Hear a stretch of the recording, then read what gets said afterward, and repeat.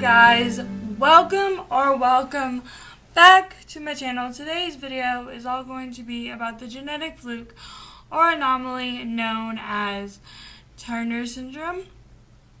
You may or may not know this, but I in fact do have Turner syndrome and would just like to raise awareness about it. If I look down at any point during this video, it is due to my notes being in front of me to keep me on track. So without further ado, let's get into it. A potential heart condition is usually detected through a heart murmur at birth. This heart murmur is usually caused due to the narrowing of the aorta, and unfortunately, the only way to fix this is surgery. This surgery is known as a coarctation of the aorta. At 7 days old, I had surgery to repair the narrowing of my aorta.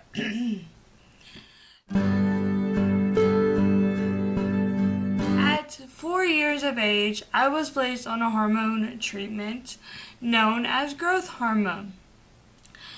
I remained on this treatment from the ages of 4 until I was 7. At the age of 7, I began to experience excruciating migraines. We attributed the migraines to the growth hormone, so we completely stopped it.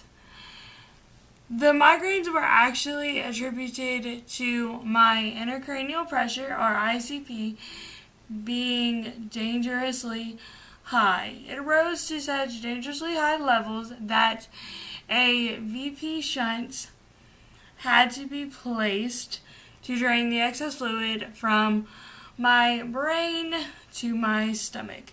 This was not my first VP shunt. My first VP shunt was placed at the age of 2 months old due to Dandy-Walker syndrome. After being migraine-free for about 7 years, at the age of 14, we sought out the help of an endocrinologist who felt it was best to be put back on growth hormone until my growth plates fused and I was able to start estrogen hormone replacements.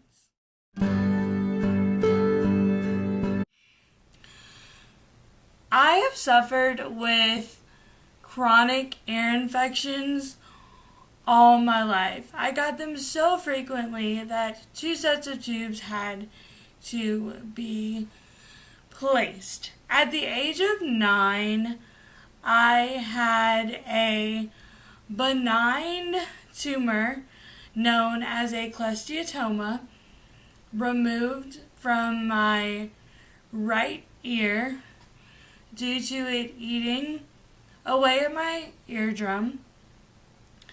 I had the same surgery repeated at the age of 19 due to the tumor coming back in my left ear.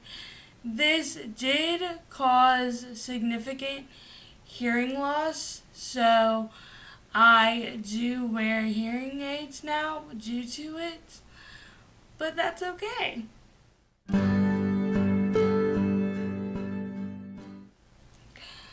My grandmother and mother both suffer with high blood pressure, so when I was diagnosed in middle school with it, I didn't think too much of it. I just thought, oh, it's hereditary, and I just got it from them. However, upon further research, it was discovered that it is actually just a side effect of this disorder.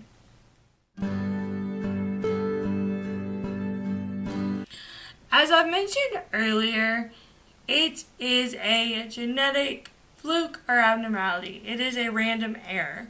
That meaning we do not get it genetically from our parents. It is known as what is called a random variation.